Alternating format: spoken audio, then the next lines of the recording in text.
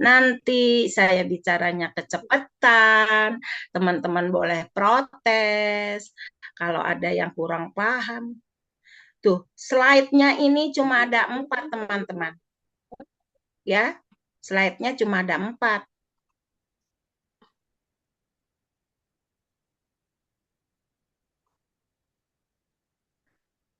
Kemarin sebelum teman-teman latihan sudah disampaikan bahwa teman-teman diminta untuk menyiapkan pembelajaran modul, kalau saya menyebutnya modul. Kalau di TK, apa namanya, teman-teman? Share. Nih, 4. Baik, siap ya. Nanti habis ini langsung tugas kelompok, tugas individu. Apa yang akan kita pelajari hari ini? Topik ini memberikan perhatian khusus pada rencana pembelajaran dan bagaimana memasukkan UDL yang kemarin kita pelajari. UDL yang kemarin kita pelajari dan mengkritisi efektivitasnya. Nah, Anda akan menerapkan keterampilan baru ini dalam pengajaran Anda, berbagi pengalaman dengan orang lain, dan merefleksikan praktek Anda sendiri. Terakhir, pengetahuan dan keterampilan baru Anda akan dinilai melalui, jadi nanti penilaiannya ini sayang, Ibu, teman-teman semuanya, penilaiannya adalah bagaimana keterampilan dari teman-teman menyusun program pembelajaran, apapun itu namanya. Saya akan menyebutnya secara umum, karena saya bukan hanya memberikan materi ini di TK, SD, bukan di TK saja, tapi semua level sampai ke PKBM, maka saya menyebutnya membuat program pembelajaran. Dan tentunya di TK berbeda penyebutannya ya. Tujuan pembelajarannya adalah menilai efektivitas pelajaran dan pengalaman belajar dengan menggunakan UDL. Jadi ini nanti program atau modul yang teman-teman buat akan saya lihat benar nggak menggunakan UDL nggak. Yang ingat ya, pembelajarannya harus ada 3 prinsip dari UDL. Keterlibatan, ya, apalagi lupa enggak Ibu Yana 3 prinsip UDL. 1, apa? Ya, 3 Motivasi. terus Terus apa ya kemarin? 3 udah Yang ketiga, diulang-ulang. Terlibatan, ya, Keterlibatan, apalagi sayangku cinta ekspresi fleksibel dan aksi dan ekspresi fleksibel. continue berkesinambungan. apalagi Cara Neng, penyajian. ya, penyajian yang beragam. Gitu ya, Bu Sarah. Ya, Bu. Penyajian yang beragam. Terus harus adanya keterlibatan dan motivasi. Jadi 3 itu nanti akan saya lihat dari hasil tugasnya teman-teman. Ini agak lama, makanya Izin tanya sebentar boleh, Bun? boleh gratis atau ada kaleng untuk bayarnya. Yang keterlibatan itu boleh pihak mana saja, Bun? Boleh pihak mana saja, asal jangan pihak yang berwajib. Maksudnya orang tua, seperti melibatkan orang tua dalam kegiatan KBM, kegiatan belajar Boleh. mengajar. Kan kalau di TK suka ada one day learning with moms. Iya, with parents. Ya, Boleh. terima kasih, Bunda. Misalnya mau mengajak tentang, coba sebutin Ibu Leni.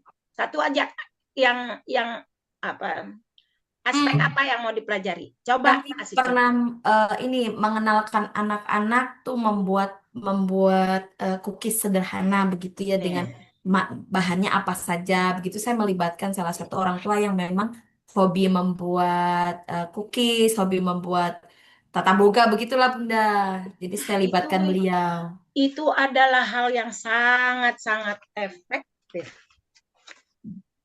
Ini pembelajaran melibatkan nggak?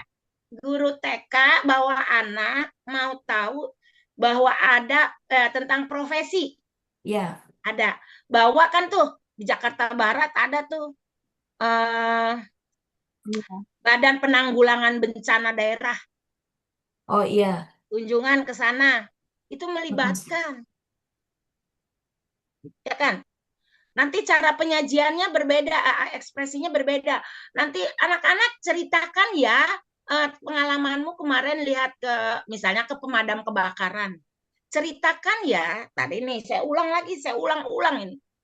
Kan nggak mesti dia harus aku berangkat pagi jam jam 7 bersama teman-teman, naik mobil kendaraan bersama ibu guru, memakai dia cerita ke itu bla bla bla. Boleh kan? Wah, aku maunya gambar aja nanti mama print gambar-gambar apa gambar gambar petugas pemadam kebakaran, gambar petugas kebakaran lagi nyiramin api gitu. Boleh nggak Bu Guru? Aku cuma gambar aja gitu. Ya boleh. Jadi nggak harus berbicara itu karena mungkin pemahaman atau tipe belajarnya adalah tipe belajar visual, gitu kan? Paham ya, teman-teman Oh ya? ya, siap. Jadi Terima kasih, harus Bu. di RPP atau di modul lah, di modul itu harus terbaca bahwa ada 3 prinsip dari UDL itu. Ingat, ingat ya teman-teman nih, ini harus dikasih underline, dikasih warna bold juga. Modul ajar yang baik adalah modul ajar ini untuk konsep eksternalnya, bukan internal ya. Apa sih ya? Manfaat eksternal.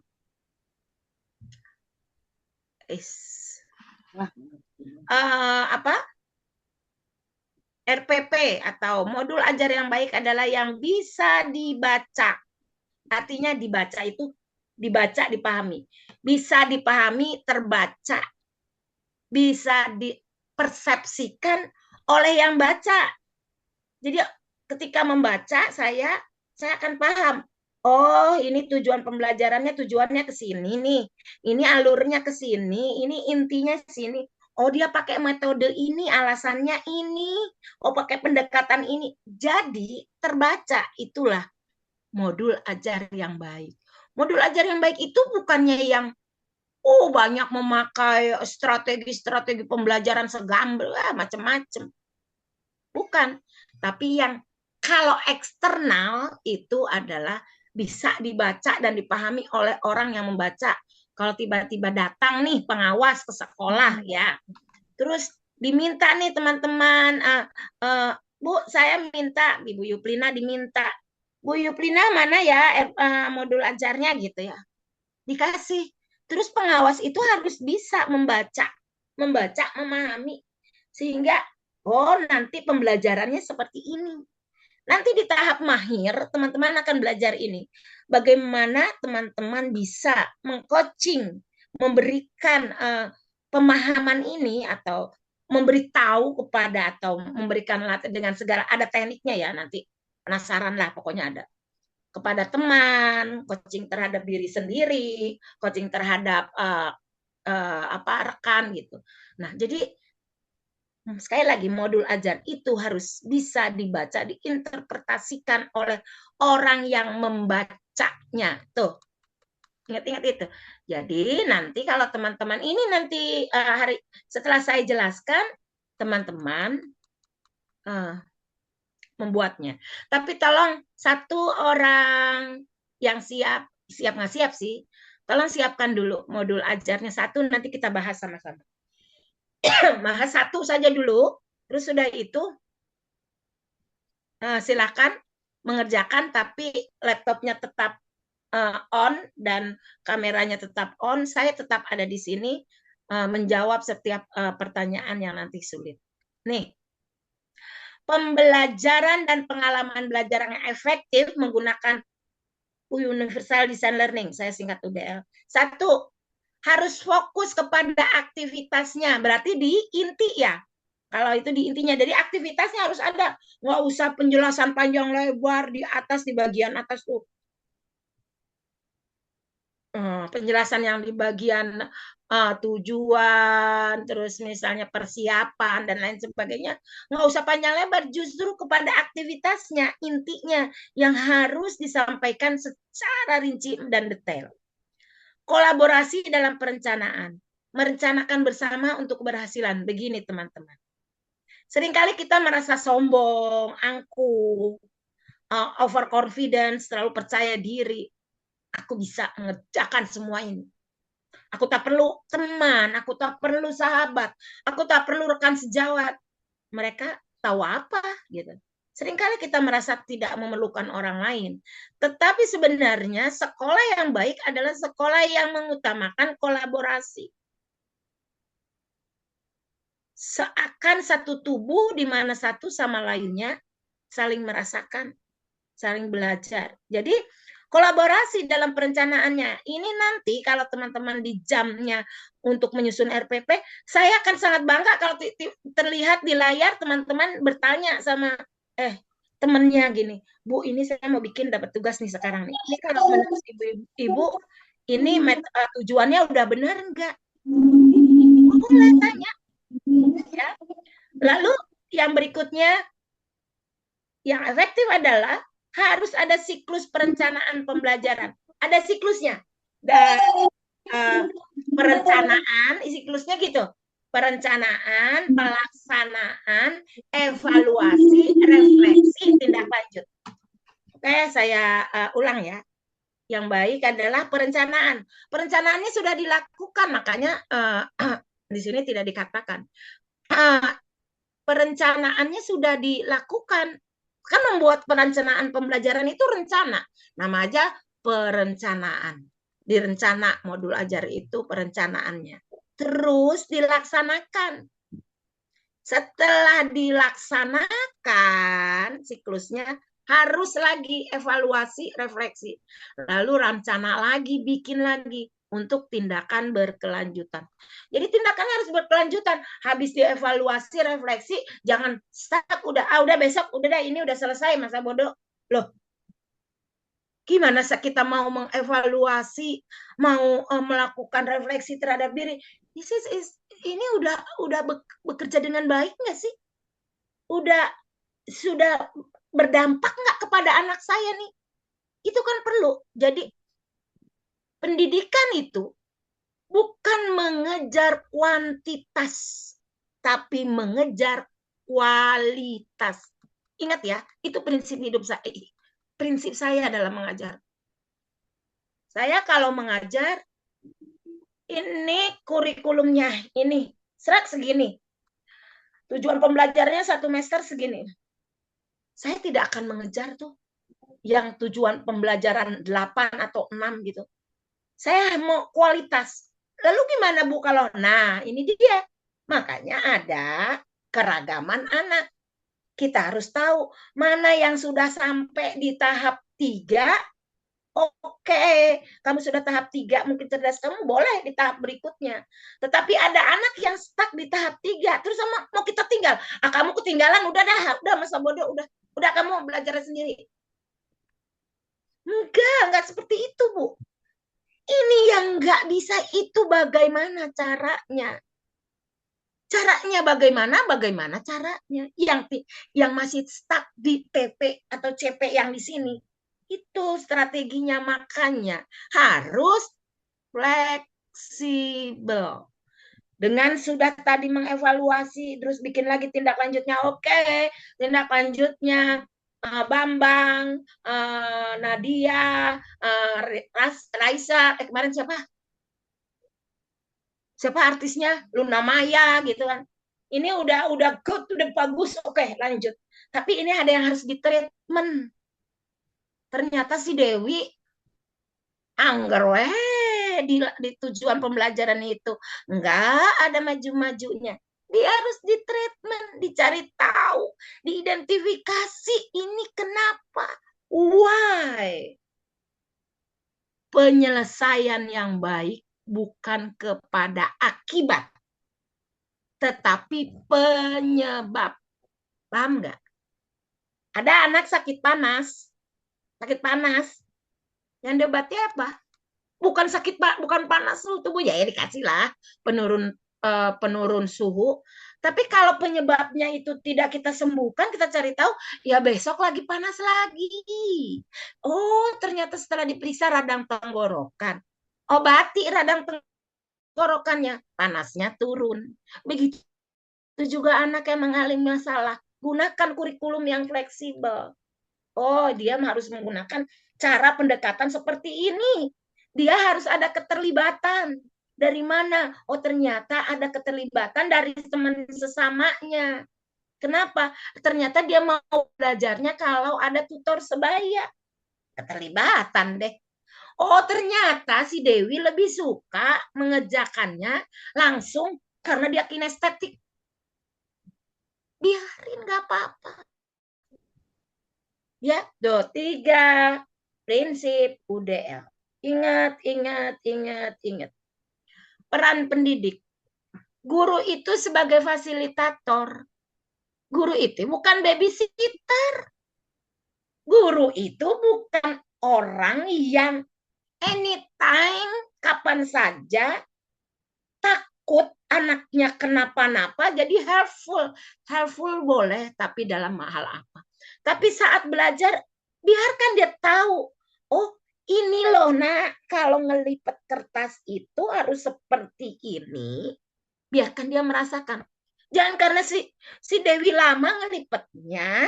Ya udah sini. Udah, ibu aja yang ngelipet, kamu liatin ya. Tidak akan tercapai tujuan pembelajaran kita. Fasilitator ya. Jadi memfasilitasi kebutuhan anak. Anak ini butuhnya pendekatan pembelajaran nanti di hari Rabu kita akan belajar. Pendekatannya ini, oh ternyata harus dengan pendekatan scaffolding. Pendekatan dibantu tapi berkurang tahapannya. Jadi kalau udah dibantu segini, bantuannya sekitar pertama bantuannya 100%. Dikurangin 80%. Kurangin bantuannya 70%. Kurangin sampai 40% sampai akhirnya sudah tidak perlu dibantu lagi. Nah, itu. Jadi tiap anak berbeda. Itu yang dimaksud dengan guru sebagai fasilitator. Guru bukan babysitter. Harus jadi fasilitator. Memfasilitasi, oh anak ini butuhnya karena strabismus, jereng. Oh, ini duduknya gini. Dan duduknya harus sebelah sini nih. Itu namanya memfasilitasi. Bukan dengan anak itu tetap duduk di situ, terus ibu bantuin. Ya udah tulisnya ini. Ini memfasilitasi lagi. Saya mau tanya, nih, kalau ada muridnya yang suaranya, Dewi, coba sebutkan nama-nama hewan berkaki 4. Dewi duduknya di depan, dekat guru. Sapi, kambing. Tidak ada suaranya tuh. Saya mau nanya sama Ibu Erni aja. Menurut Ibu, anak yang tidak bersuara itu duduknya dekat guru atau jauh dari guru? Jauh, Bu. Di tempat yang dia berasa nyaman dulu. Oke, jauh. Oke, jauhnya benar. Jauhnya benar. Tapi ada analisisnya, Bu. Kenapa anak yang tidak ada suaranya letakkan jauh dari guru? Karena kita ingin menstimulasi. Ya, betul gimana Ibu? Kurang percaya diri kalau dia di dekat gurunya. Atau mungkin dia berasa agak ada takut-takutnya kalau dia di dekat guru. Jadi kalau dia agak jauh, apalagi kalau di tempat yang dia berasa nyaman, mungkin pelan-pelan dia akan mengeluarkan suaranya. Iya, good answer. Jadi gini, kalau anak yang tidak ada suaranya ditaruh di depan, didudukin di depan, yang untung cuma gurunya, bukan muridnya. Why? Kenapa? Karena gurunya dengar jawabannya. Si Dewi ngomong jawabnya pelan. Bu gurunya namanya Bu Ade Siti. Bu Ade Siti udah nanya nih, Dewi, coba sebutkan hewan kaki 4. Karena duduknya dekat gurunya, terima kasih udah bisa jawab. Yang dengar siapa? Cuma gurunya. Suaranya nggak ada. Maka untuk menstimulasinya, taruh di tempat yang jauh. Dewi sebutkan hewan berkaki 4. Dia ngomong pelan. Aduh, nak, ibu nggak denger. Bisa lebih kenceng lagi sedikit suaranya. Dia jawab lebih agak keras. Sapi.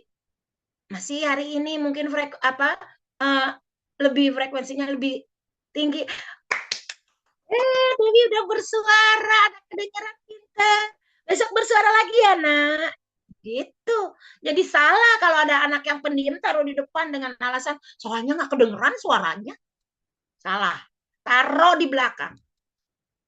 Kalau ada kegiatan acara yang harus bersuara, suruh. Ya Bu, ntar dia nggak bisa. Suruh, latih. Itu kewajiban kita untuk menstimulasi supaya dia bersuara. Gitu ya. Tuh, ilmu lagi deh. Integrasi UDL. Tuh, awas ya. 3 prinsip UDL. Tadi udah disebutin tuh. Peran pendidik udah pendekatan proaktif. Jadi yang tadi, karena sebagai fasilitator, kita harus lihat jeli, responsif. Ini butuhnya apa ya anak saya ini. Ini yang ini butuhnya apa. Ini yang ini butuhnya apa.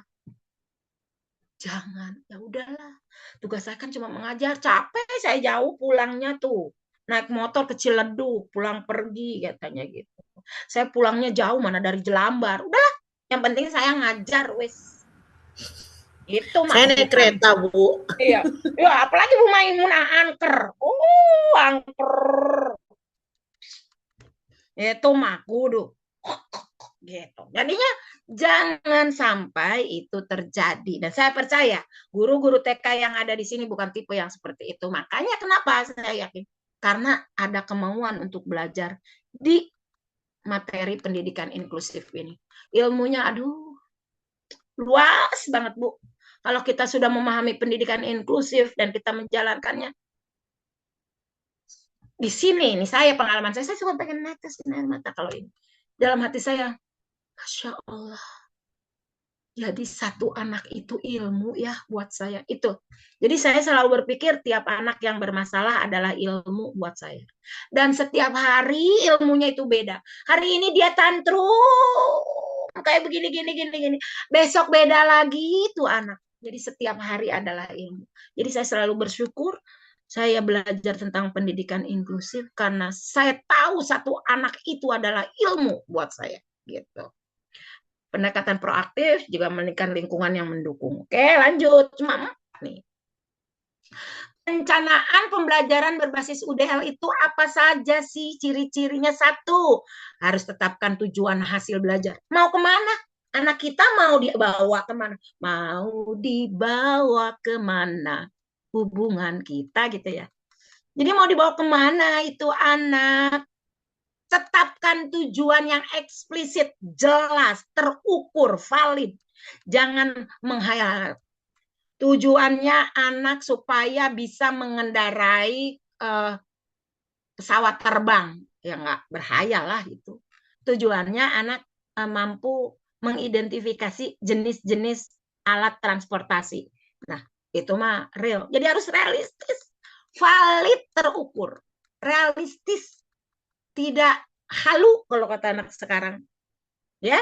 Terus merancang aktivitas yang mengakomodasikan keberagaman murid. Tadi udah dijelaskan. Jangan aktivitas itu ya udah yang standar aja, udah ya kayak gini aja deh.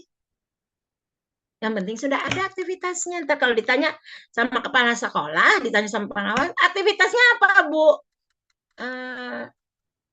Itu, Bu. Nyetakin kue, bikin cookies. Terus kalau ada anak yang tantrum, dia nggak mau nyetakin apa, gimana caranya? Harus jelas, harus ada. Semua ada, ya. Pemilihan cara, nih yang 3 nih. Harus ada cara representasinya gimana, aksinya bagaimana, ekspresinya gimana. Nanti saya mau lihat 3 ini ada enggak.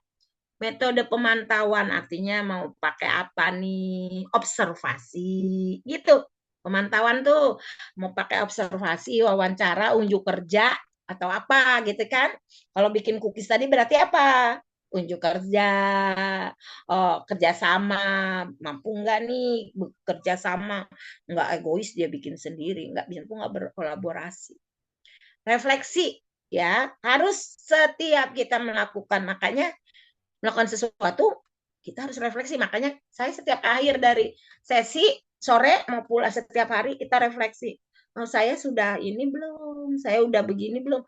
Ibu merefleksikan sebagai peserta, saya merefleksikan sebagai narasumber. Saya merefleksikan loh Bu. Setelah selesai ini terus saya merenung, terus saya akan berpikir, tadi ada kata-kata saya yang menyinggung perasaan teman-teman nggak ya? Tadi saya kecepatan nggak ya ngomongnya ya? Itu saya refleksi, ntar kalau umpamanya ya Allah maafkan saya. Kayaknya tadi saya menyinggung perasaan Ibu Erni deh, gitu misalnya. Kayaknya saya tadi berkata kurang pantas deh ke Bu Maimunah. Besok saya tidak akan mengulangi lagi, gitu. Itu refleksi. Kumpulkan data si Anu ternyata sudah sampai kepada sudah bisa sih misalnya Reza Rahadian udah bisa membuat adonannya, psikomotoriknya sudah bagus, dia bisa memotong-motong kue atau bisa memotong buah. Jadi di datanya Dewi masih belum fokus, sering berpindah-pindah tempat duduk. Sesudah dikumpulkan datanya dilihat, oh ternyata ini strateginya kurang tepat deh, atau ini sudah baik tapi di mana ya saya akan kembangkan lebih lagi. Jadi jangan merasa puas, oh ini udah bagus ya udah. Nah, enggak gitu. Kalau sudah bagus dikembangkan lagi. Bagaimana nih? Ada penyesuaian-penyesuaian.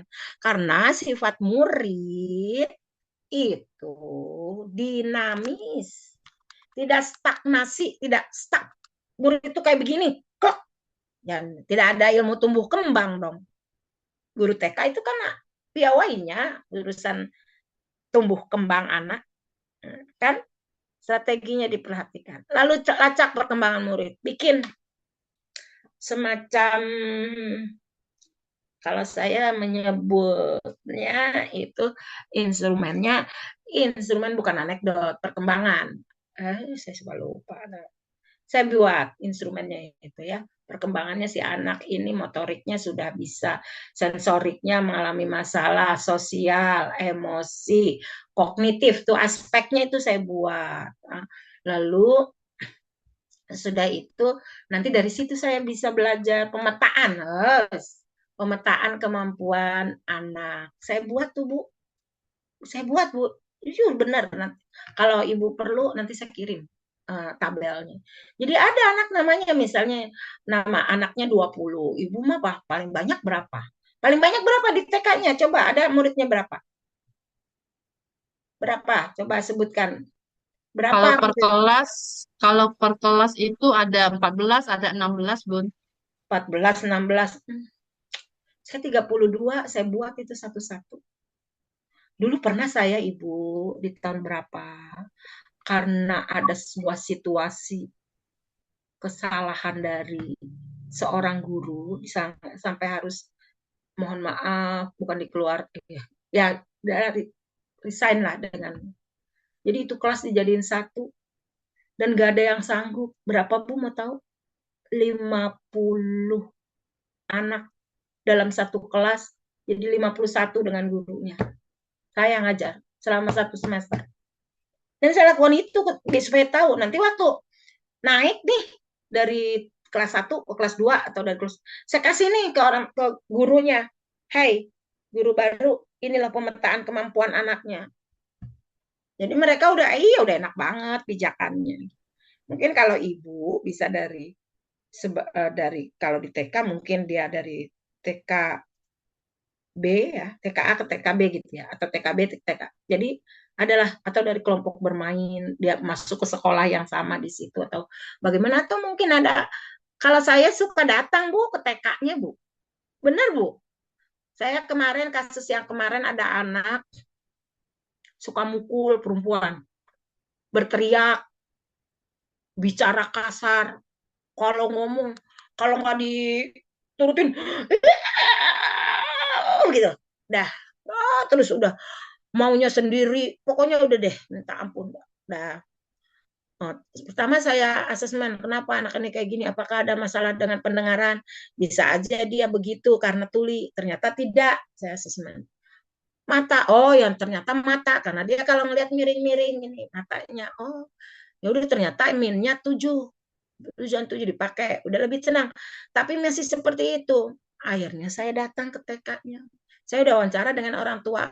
Biasalah orang tua. Ya emang kayak gitu, tapi begini, tapi kalau di rumah ya enggak kok Bu. Dia menutupi ada sesuatu itu. Saya percaya ya tadi, sakit panas pasti ada penyebabnya. Saya datang ke TK-nya Bu. TK-nya TK negeri. Bukan TK negeri itu ya. TK Muhammadiyah. Muhammadiyah di wilayah Bendungan Hilir.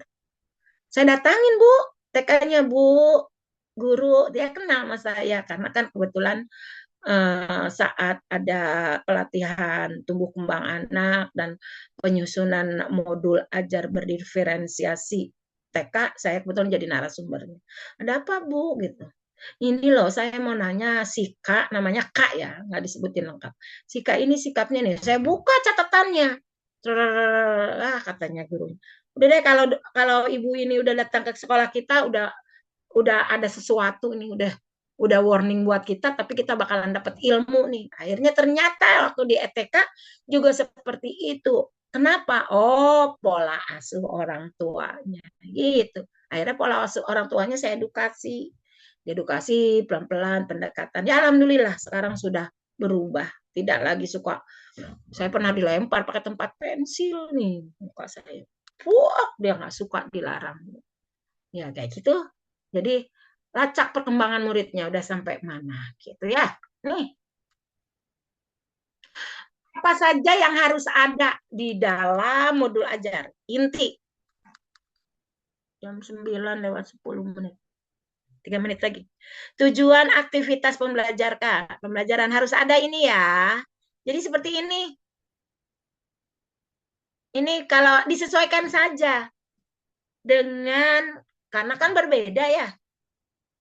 Biasanya setiap sekolah punya template berbeda gitu ya. Jadi saya nggak mau harus seperti ini, tetapi sesuaikan dengan template atau modelnya RPP-nya, tapi harus ada ini. Harus pertanyaan pemicu, apa itu kayak persepsi. Kayak tadi saya persepsinya tadi apa? Sebutkan 3 UDL apa aja itu persepsi. Harus ada supaya mengaitkan antara pembelajaran yang lalu dengan yang sekarang. Jadi teman-teman juga kalau mau belajar jangan kutuk-kutuk. Baik anak-anak, kita hari ini mau belajar cara meroncek. Ambil roncannya bla bla bla. Gimana sih kagak dikaitkan dulu? Kemarin udah belajar apa kita? Oh, ada benda-benda namanya ini. Kalian juga sudah melipat ya? Dikaitkan. Terus sekarang kita mau belajar ini loh nak, kalian pernah nggak lihat tasbih? Kalau yang Katolik pernah lihat rosario tidak? Gitu kan? Atau apa?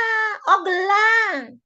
Ini ibu guru pakai gelang nih, dikaitkan. Menurut kamu gimana sih caranya? Kok bisa sih mute-mutenya jadi satu? Teriak-teriak tuh anak-anak jawab. Hargai jawabannya. Mau benar, mau enggak, hargain aja dulu. Dia udah mau ngomong aja, udah alhamdulillah. Udah bersyukur. Ketimbang yang diem, menang.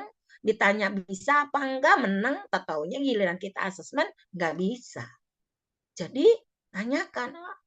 Jadi harus ada koridor memasukkan anak ke dalam koridor. Apa yang mau dipelajari? Caranya dengan mancing. Mancing kayak sama gini loh. Jangan suka mancing maling, pintu dibuka sembarangan itu kan. Jadi anak juga dipancing supaya dia berpikir, aku mau belajar apa hari ini? Kenapa harus seperti itu? Anak suka ikut nggak ke toko roti sama mama papa? Suka Bu, beli ke toko roti. Oh iya, ada macam-macam kue ya. Iya, kamu suka ya kue? Terus pernah nggak lihat cookies kue tuh yang atau donat yang donat deh ceritanya donat yang dikasih warna-warni. Iya Bu, saya suka. Oh, disebutin dah nama rokok. Ya, terus Nina, pernah nggak lihat mamah bikin donat? Enggak, mamaku nggak pernah, beli aja. Ah, mamaku pernah beli, bikin bla bla bla bla udah cerita. Ih, tahu nggak cara bikin donat? Mau tahu nggak cara bikin donat? Jadi itu kita pancing anak ke arah itu. Itu namanya memancing untuk berpikir. Nah, aktivitas pembelajarannya dari akses inti ya harus ada ini Bu. Harus terlihat ini ya semuanya. Ini nanti saya tayangkan saja. Oke? Tugas. Hei. Rancang rencana pembelajaran menggunakan UDL, gunakan strategi keterlibatan, representasi, dan sarana dan akses. Catatan. Jadi nanti kalau yang keterlibatan kasih warna ungu ya di apa dikasih warna. Kalau yang strategi representasi kasih warna hijau. Yang ekspresi adalah biru. Oke, ada yang mau tanya untuk tugasnya? Kemon. Ayo, ada yang mau tanya tugasnya? Ini masing-masing, bukan kelompok. Izin tanya Bunda, Siap, tadi laksanakan. yang tadi yang di pembahasan tentang ciri-ciri berbasis pembelajaran yang berbasis UDL tadi kan ada yang guru melakukan refleksi dan pengumpulan data itu Bunda yang akhirnya menjadi pemetaan. Itu apakah kita buat format instrumen tertentu atau secara acak sesuai keadaan anak hari itu aja gitu Bunda? Acak sesuai keadaan hari itu saja. Ya, sudah hari itu aja. Dengan konsep, dengan desain pembelajaran yang ada saat itu ya. Nggak usah kemana-mana, di situ aja. Ya, paham Dan nggak? itu dibuat untuk perharinya Bunda? Enggak, cuma 1 hari itu aja. Oh 1 hari. Iya. 1 hari dalam 1 minggu mungkin Bunda atau begitu? Gimana? Biasanya gimana Ibu Leni di sekolah? Biasa sih saya kalau misalnya hari ini misalnya temanya tentang binatang gitu ya Bunda. Nanti kan ada beberapa beberapa instrumen yang masuk tuh. Contohnya nanti apakah anak ini bisa menirukan suara binatang atau mengenali atau tidak seperti itu. Itu biasanya dalam 1 minggu sekali sih Bunda. Karena kan Iya, dia to be continue ya untuk iya. materinya. Jadi anggap saja ini buatnya satu modul ajar, apa Mm-mm. menyebutnya berbeda-beda ya. Mm-mm. PPH ya, Ya, PPH. iya boleh menyebut itu. Apa saja